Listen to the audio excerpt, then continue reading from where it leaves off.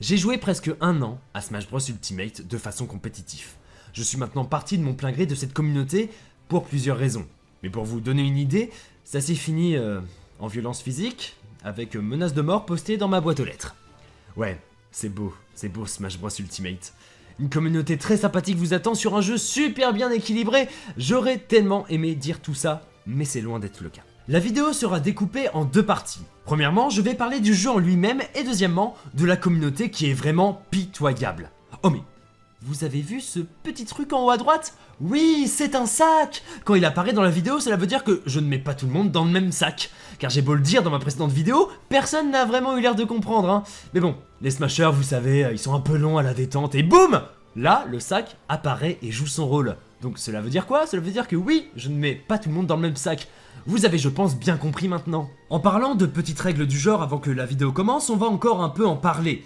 Vous l'avez bien vu, les likes et les dislikes sont masqués.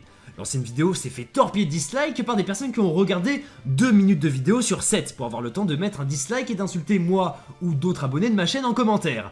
Le watch time de la vidéo a prouvé que la communauté Smash était des personnes peu réfléchies. Regardez bien le sac en haut à droite, hein. Il va apparaître souvent. Les commentaires haineux seront bien sûr supprimés. Par contre, libre à vous de faire des commentaires intelligents qui vont ou pas dans mon sens. On pourra débattre simplement et tranquillement. Je ne viserai personne dans cette vidéo. Si des smashers arrivent à reconnaître des personnes ou une communauté dans mes propos, c'est normal du con! Car on s'est sûrement croisé en tournoi pendant longtemps. Réfléchis un peu, ça tombe sous le sens. Mais en rien c'est de la diffamation car aucun nom ou aucun nom de communauté ne sera cité. Ouh là là, c'est peut-être un peu trop dur à comprendre pour cette communauté. On regarde le sac et on se calme. Ouf! Sauvé. Du coup, parlons d'abord du jeu en lui-même. Smash Bros Ultimate est un party game qui se joue à plusieurs. Plein de personnages différents sous licence Nintendo ou non vous seront proposés pour expulser du terrain vos adversaires différents. Le jeu est très fun et je ne compte plus les rires et les explosions de joie que procure ce jeu quand 5 amis viennent à la maison pour passer une bonne soirée remplie de mauvaise foi et de taunt pour toujours rajouter un peu plus de sel à celui qui vient de se faire sortir en premier du stage, c'est toujours très marrant. Smash Bros Ultimate est le jeu parfait pour pimenter un peu votre début de soirée. Pas besoin d'être bon, pas besoin de savoir jouer, il faut juste essayer de survivre à vos proches qui feront tout pour vous casser la gueule. Comme Mario Kart ou d'autres party games que propose Nintendo, le jeu veut rassembler vos proches pour passer un beau moment. Voilà ce qui est de base Smash Bros Ultimate. Mais plusieurs joueurs n'ont pas vu ce jeu du même œil. Et c'est à partir de ça que la licence de jeu Smash Bros est devenue ce genre de faux jeu de combat. Ouh là là, il va falloir que je m'explique. Il est impossible de faire un vrai jeu de combat équilibré, compétitif, avec un jeu qui de base n'est pas du tout pensé pour ça. Pour illustrer mon propos, j'aurais besoin d'exemples. Et il n'y a rien de plus simple que de parler des personnages proposés dans le jeu. Certains personnages comme Peach marchent avec de l'aléatoire et peuvent dropper une petite bombe comme ça qui vous expulsera à faible pourcentage si vous êtes touché par cette merde. Tandis que Ken tue à 70% en un Shoryuken plus de la moitié du casting.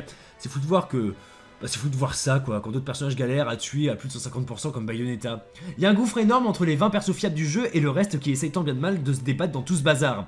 Dans les jeux de combat, il y a toujours eu des personnages plus forts que les autres, et c'est complètement normal. Mais là on parle de personnages tellement fumés qu'on arrive à ne voir que eux en tournoi. Genre Joker quoi. Non mais merde, c'est quoi ce perso fumé? En gros, si tu es pas bon, prends Wolf, Peach ou Pichu. Ou un personnage plus facile à jouer, genre, je sais pas, Cloud. Putain, c'est super simple à jouer cette merde, on en reparlera après. Comme ça, tu es sûr de mettre toutes les chances de ton côté si tu es mauvais sur le jeu. J'ai un exemple très marrant dans le genre. Je connais un joueur que j'ai toujours battu, qui jouait Amphinobi et Roy. Ma Bayonetta arrivait très facilement à battre ce joueur très moyen. Mais un jour, il arrive avec un Wolf, et il me bat. Il n'est pas devenu meilleur, hein, on a fait à peu près le même combat, c'était toujours aussi serré, mais il faisait toujours les mêmes erreurs qu'avec ses anciens personnages. Donc oui, vous avez compris, il m'a battu en prenant un meilleur personnage du jeu. Et le problème est là, le match-up est beaucoup trop important dans Smash Bros Ultimate. De base, les personnages ne sont pas vraiment équilibrés, car c'est pas un jeu compétitif, bordel, c'est un party game, c'est pas un jeu de combat. Les écarts de niveau de personnages viennent de là, c'est ça le problème. Pour mieux vous expliquer ça, j'ai besoin d'un jeu, et ce jeu, c'est Guilty Gear. Tout le monde s'accorde à dire que oui, Johnny et Elfett, c'est des combattants un peu au-dessus de la moyenne. Par contre, le jeu n'est en rien fait pour nous handicaper grandement contre ces deux combattants. Dans les tournois, il n'est pas rare de voir que aucun Johnny et aucune Elfett ne sont en finale quoi. Car on peut contrer la puissance d'un personnage plus avantagé par la connaissance du jeu et notre propre skill. Alors oui, on peut faire pareil sur Smash Bros Ultimate, du moins si votre personnage a les outils pour. Genre Wario, c'est pas le personnage le plus fort du monde hein, mais il possède le P qui expulse à faible pourcentage pour quiconque se le prend. Pareil pour Cloud. La limite, faut se le dire, c'est cassé. Il y a juste à piffer un peu dans le tas et puis c'est bon quoi. Et croyez-moi, hein, Cloud je le connais bien. J'ai beaucoup joué contre Cloud. Pareil pour Ken, hein, il a juste à caler un vieux bi piffé, voilà, un peu tranquille. Puis ça tue facilement quoi. Imaginez-vous un instant concepteur d'un personnage de jeu de combat pour Smash Bros Ultimate. Enfin, est-ce que Smash Bros Ultimate est un jeu de combat? Non, c'est ça, la réponse est non. Mais bon, bref. On vous propose de construire tout le gameplay de Cloud pour qu'il soit un personnage jouable. Donc ça sera un épéiste, bien sûr, et cela veut dire qu'il a une bonne allonge et qu'il est sûrement rapide. Surtout que dans Final Fantasy VII, de base, Cloud arrive à une main à faire des petits moulinets avec sa longue et énorme épée. Ok, donc si vous êtes assez logique, votre Cloud sera un épéiste rapide qui appliquera de gros dégâts, mais qui par rapport à ses dégâts peut avoir un contre-coup assez long de par sa grosse épée après chacun de ses coups. Donc Cloud devient un combattant épéiste qui se base sur de la punition pure et dure, sur les erreurs du personnage d'en face. Il profitera aussi de la limite, qui une fois chargée peut punir quelqu'un de trop peu prudent. Cela marchera un peu comme une super et la Street Fighter. Pourquoi pas? Et surtout la limite fait partie de l'âme de Final Fantasy VII, donc il vous la faut absolument pour faire son combattant parfait. Bien joué! On touche plus à rien, on lève les mains, on va voir les résultats. Attendez, comment ça, vous voulez mettre un projectile à un épéiste? Mais non, c'est débile, personne ne ferait ça. Vraiment, dans un vrai jeu de combat, personne ne ferait ça. En tant que tel, ça le rendrait impossible à approcher ou assez dur et... Sérieusement, Nintendo quoi, un épéiste qui envoie des projectiles, mais putain, c'est aussi équilibré qu'un boxeur qui jette des canettes à son adversaire pour pas qu'il l'approche. Et la meilleure, c'est que les gens, ils pleurent car Cloud, il est pas assez fort. Je connais quelqu'un qui râle car Cloud, il possède pas de contre. C'est pas normal pour un épéiste, lol. Et du coup, c'est sûr, cette personne perd à cause de son personnage trop mauvais. Et puis quand encore, vous voulez être aussi invincible pendant les 3 premières minutes de jeu?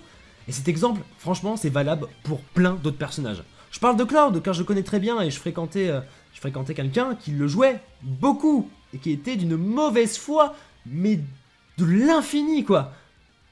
Mais bon, quand tu commences à perdre en boucle avec ton vieux perso trop fort, c'est que t'es mauvais. C'est ça la vérité. Tu sais pas jouer, Jack. T'es mauvais. Jack! Oui? Ok, on a donc étudié un personnage relativement fort et puissant. Bon alors ok, c'est pas le meilleur du casting, loin de là. Mais on va dire que niveau prise en main et gameplay tout ça, c'est très simple à jouer. Et tu me donnes 2 heures sur le perso et je suis aussi fort que tous les Clouds que j'ai croisés en tournoi pour l'instant quoi. Bref, on va parler d'une perso qui est désavantagée dans plus de la moitié de ses match-ups. Mesdames et messieurs, je vous présente Bayonetta. Et ça tombe bien, c'était ma main. Bayonetta, beaucoup connaissent son histoire. Dans Smash 4, cette sorcière était clairement trop puissante. C'était vraiment craqué, faut se le dire. Cela prouve encore une fois que le jeu n'est pas pensé pour la compétition. Car dans aucun autre jeu de combat, un personnage de la sorte pourrait sortir, quoi. Vraiment, aucun. Mais c'était sans compter sur la communauté de pleureurs, qu'est la communauté Smash Bros. On regarde bien le sac en haut à droite au passage et on souffle. Tranquillement. Bayonetta sur Ultimate, elle a juste été transférée de Smash 4 à Ultimate avec un putain de nerf. La personnage est vraiment d'une lenteur abominable. J'ai vraiment l'impression de jouer avec la vitesse de jeu de Smash 4 quand je joue à Ultimate contre un autre personnage qui lui a profité de Ultimate pour gagner en rapidité grâce à la nouvelle fluidité du jeu. La personnage tue en def combo que à partir de 150% dans beaucoup de cas, elle possède un neutral pourri et ses approches sont repérables à des kilomètres. Bayonetta possède aussi de l'aléatoire, mais pas comme celle de Peach, hein, faut pas rigoler non plus, hein. Non, sinon c'est pas drôle quoi, attends. Son combo qui consiste à faire grimper et tuer par le haut son adversaire marche une fois sur 2. Des fois ça rentre et des fois le coup passe à côté alors que l'animation touche normalement bien le personnage. Mais non, ça touche pas. Voilà le secret de Nintendo pour équilibrer une combattante, l'aléatoire. Mais du coup je remercie cette communauté de merde d'avoir fait des pétitions pour que la personnage soit injouable. C'est une super bonne astuce en vrai. Si vous n'arrivez pas à bien jouer au jeu contre une personnage, faites des pétitions au lieu de bosser le match-up. Ça marche super bien. Moi je vais de ce pas demander à EA Games de baisser le niveau de la police dans Need for Speed Heat. Bah ouais, ils sont trop forts et puis je suis trop nul et ça m'énerve de perdre contre eux. Oulala, oulala, oulala, on regarde encore une fois le sac en haut à droite de votre écran. On souffle tranquillement. On n'est pas pressé. Si vous voulez, on peut faire une petite séance d'ASMR pour vous calmer un peu les nerfs, hein. On sait jamais. Bref, Bayonetta, c'est typiquement le genre de personnage raté qui pourtant possédait dans son jeu d'origine des combos très sympas, super stylés, qui auraient pu être importés dans le jeu. Mais non, Nintendo. Mais non, la communauté pue la merde. Dommage. Le petit sac. Mais si vous voulez vous entraîner pour les tournois de votre ville, il va falloir un peu bosser le jeu. chez soi bien sûr. Et tout le monde le sait, quand on veut un peu bosser un personnage de n'importe quel jeu de combat tranquille à la maison, Internet est notre meilleur ami pour combattre des joueurs du monde entier et apprendre tout simplement à jouer son perso contre d'autres persos. Avec du lag de bâtard et des frises de l'amour. Bah ouais, parce que Smash Bros Ultimate ne possède pas de serveur en 2019. Vous vous rappelez de Call of Duty Modern Warfare 2 et des déconnexions intempestives ou bugs fréquents qui pouvaient arriver? Le jeu n'avait pas de serveur, c'était chiant mais bon, ça va, on était en 2009 et le Xbox Live, il venait à peine de s'émanciper sur 360, et pareil pour la PS3, voilà, tout ça venait de se mettre vraiment en place, vraiment, avec des interfaces et tout ça, alors on pouvait un peu plus comprendre la chose en 2009. Mais pour un jeu dit de combat, qui sort sur console, qui ne possède pas de serveur 10 ans après Modern Warfare 2, c'est qu'il y a un problème. Ou en fait non, je crois qu'on appelle ça juste du foutage de gueule en fait. Mais vous en faites pas, c'est rien, la communauté Smash a une super excuse pour ça. C'est que t'as pas connecté ta console avec la prise Ethernet. C'est vrai. Bon bah, je l'ai pas fait, eh bien, je vais de ce pas le faire, c'est parti. Donc, je prends ce câble et je le mets là. Il est où le branchement là pour le câble Ethernet? Attendez, la PS4 et la Xbox One ils l'ont. Non mais, c'est bizarre, attends. Attends quoi? Faut acheter l'adaptateur pour un branchement qui est censé être dans le dock de la Switch de base? Donc c'est avec notre argent qu'on doit pallier au manque de serveurs? GG Nintendo, encore une super astuce pour nous faire payer. Bon après les smashers, hein, c'est des gros pigeons qui vendraient leur mère pour voir leur personnage préféré dans leur jeu de merde. On regarde le coin droit de votre écran et on souffle. Nintendo, c'est les mecs, ils ont tout compris. Vous voulez un jeu stable? Bah y a pas de serveur mais... vous pouvez acheter un adaptateur internet à la modique somme de 30 €. Peut-être qu'avec cet argent dépensé, nous penserons à ajouter votre Sora de Kingdom Hearts ou tout autre perso de merde qui vous intéresse dans notre jeu. Pour finir cette première partie de vidéo, la communauté a une méthode infaillible pour justifier tous les défauts du jeu. Smash Bros, bah c'est pas un jeu de combat, mais c'est un brawler. Ok, donc ma question est la suivante. Pourquoi quand je vous dis que pour moi Smash n'est pas un jeu de combat, on me répond « Gni, tu comprends pas, c'est un vrai jeu de combat, t'es juste de mauvaise foi !» Ah bah attendez les mecs, c'est un brawler ou c'est un jeu de combat? Espèce de rageux, tu comprends rien.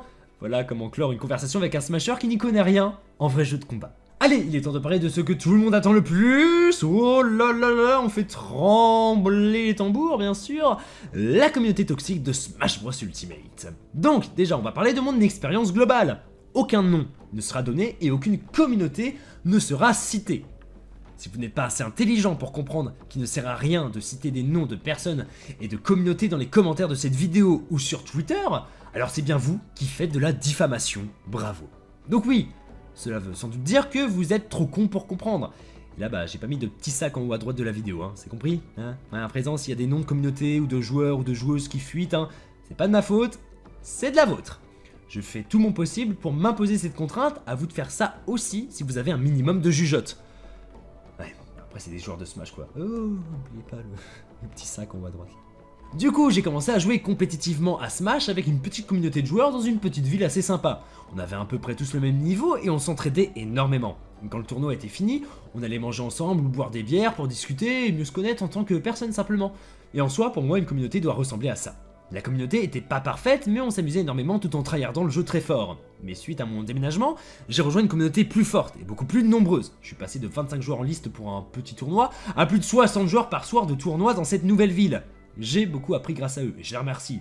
Déjà sur le jeu, mais aussi sur l'histoire de la licence Smash. Mais c'est aussi là-bas que les dramas ont commencé. Le problème, c'est que je sortais avec une smasheuse, voilà. C'est très mal vu, car j'étais le seul à avoir une copine dans le tas qui jouait aussi au jeu. Le rêve pour un smasher qui sort jamais de chez lui, quoi. Et qu'elle soit smasheuse ou non, ah bah dès qu'il y a une fille, les smashers, ils ont grave la dalle, hein.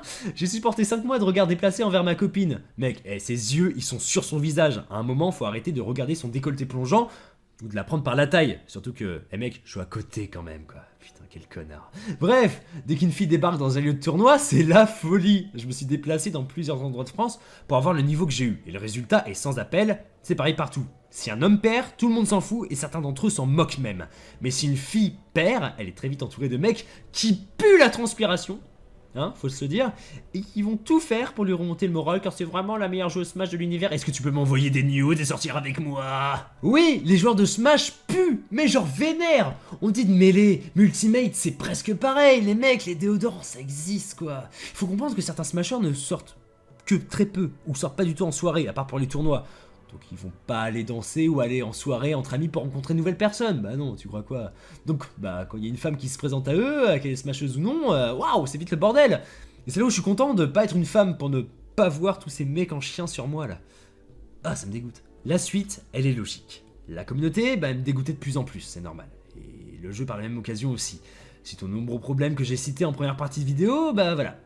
Mais ma copine m'a demandé un jour de faire un choix entre les smashers et ma vie à moi. Oui, ma copine était compris dans les smashers. Donc ça veut dire que si un jour j'allais me marier à elle, j'allais aussi me marier aux mecs qui puent là, et qui passent leur temps à pas sortir à part pour jouer à Smash. Genre d'insociable là, horrible, c'était ouf. Bref, j'avais l'impression qu'elle me disait soit tu choisis une secte, ou soit tu profites de ta vie. Mon choix a été plutôt simple. Par contre, l'histoire était loin d'être terminée. Après plus d'une centaine d'insultes et une menace de mort aussi, bah, le gros gérant de la communauté dont je faisais partie en est venu aux mains contre moi. Donc oui, il m'a agressé physiquement. C'est pas mal, hein. En plus, il y a plein, mais vraiment plein de gens qui peuvent en témoigner, et surtout bah, des amis à moi, quoi. Et c'est là où j'ai réalisé la connerie de cette communauté toxique. Déjà, le mec qui m'a agressé est plutôt connu dans Smash. Il faut juste jeter un œil sur son Twitter pour s'en rendre compte. Donc le gérant de cette grande communauté insulte et agresse physiquement des gens quand ça lui chante. Tu m'étonnes qu'avec des leaders dans le genre, les pauvres suiveurs de merde que sont ces smashers sont des réels connards. Alors oui, on regarde le sac et on souffle, hein, je mets pas tout le monde dans le même sac, hein, il y a des gens très sympas que j'ai rencontrés, hein. On regarde le sac.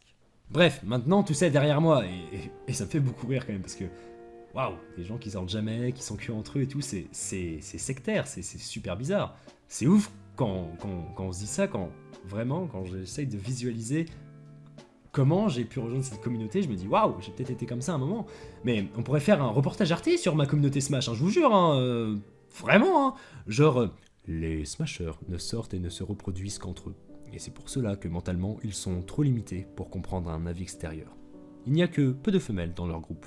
Et c'est pour cela que la violence et les rugissements règnent dans cette partie de ce monde. Ces Smashers peuvent se montrer violents les uns envers les autres, mais tout est normal pour eux. Mais vous vous doutez bien que je suis loin d'être le seul à avoir vécu ce genre de choses dans la communauté Smash. Car en réalité, j'ai réussi à esquiver beaucoup d'autres problèmes qui auraient pu me toucher. On va parler d'un gros drama dans la communauté américaine de Smash Bros Ultimate. Ce drama, c'est Captain Zack. Captain Zack, c'est un joueur de malade. Il est aussi jeune qu'il est talentueux, et qu'est-ce qu'il est fort, c'est beau de le voir jouer. Le mec est intelligent, rapide, et joue encore Bayonetta sur Ultimate. Bon bah même s'il est un peu chouette sur Daisy, parce que Bayonetta, bon bah voilà, hein. C'est cassé, mais cassé du mauvais côté, c'est injouable. Bref, fallait bien gérer des match-up et fallait bien gagner sa vie, hein.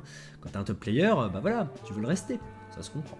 Sauf que le mec a tout gâché en truquant un bracket d'un gros tournoi suite à de nombreux dramas qui lui sont tombés sur la gueule. Il faut bien comprendre que Captain Zack n'est pas encore majeur et a fait ce choix de truquer des matchs suite à tout ce qui s'est passé en fait, hein. Psychologiquement, ça doit être très dur à supporter, c'est peut-être son moyen d'expression ou son moyen d'émancipation.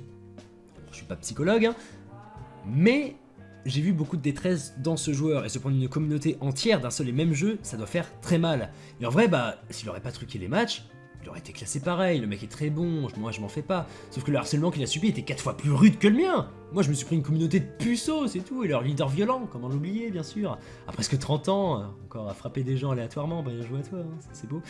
Ah, ces gens-là, tu les mets à la gare du Nord à Paris, bon, bah ils se font piquer leur sac, ils se perdent, ils se font repiquer leur sac qu'ils ont récupéré, ils se perdent, ils perdent leur pantalon, ils rentrent en caleçon chez eux, c'est dur quoi.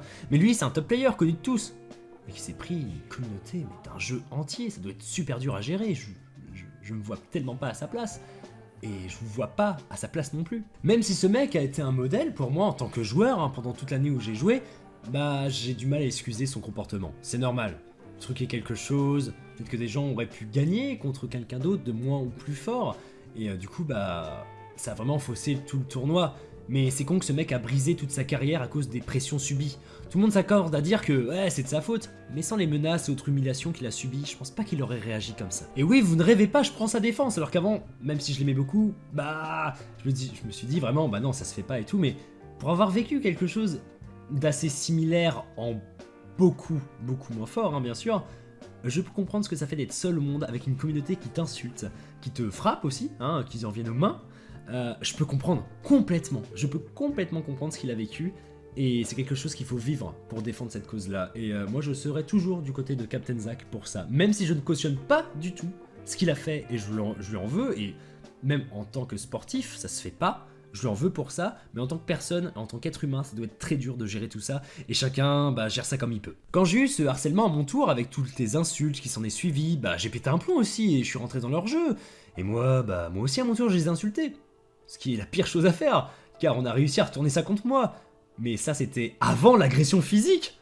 Ouais, maintenant, tout change du coup, tu m'étonnes. Je me suis pris comme Zach une communauté de merde sur la tronche, et quand tu es seul face au mur, tu flippes un peu quand même.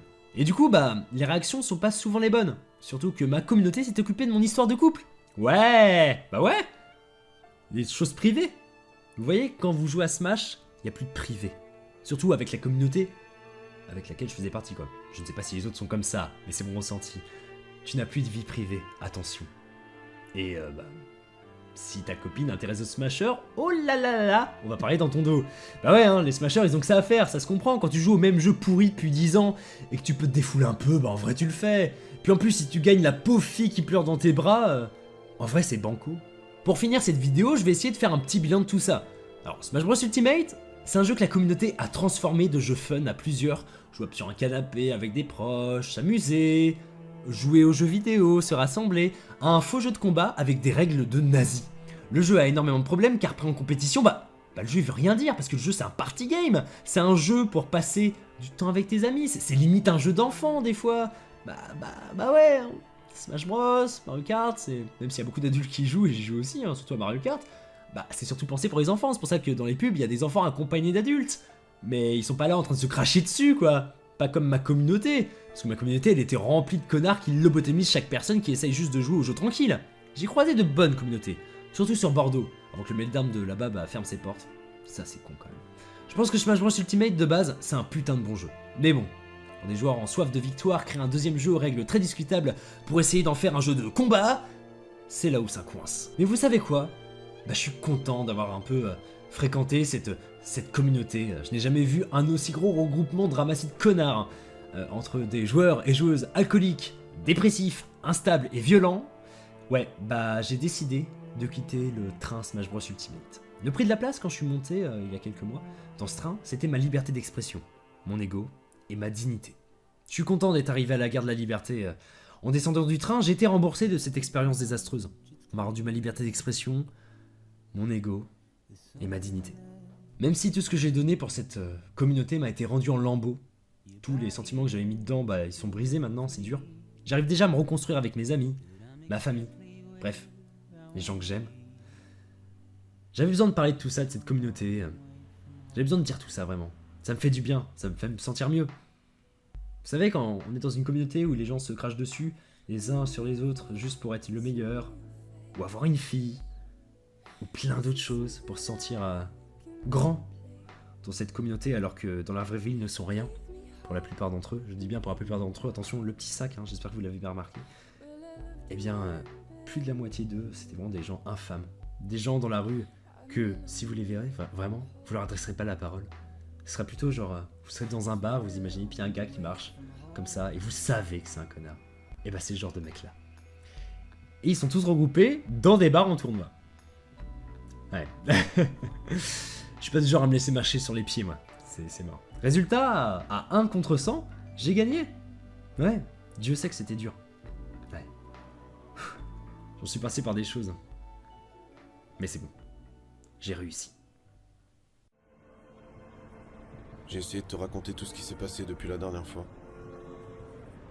Et maintenant que ça va mieux, je me rends compte que tout est une question de cycle en fait.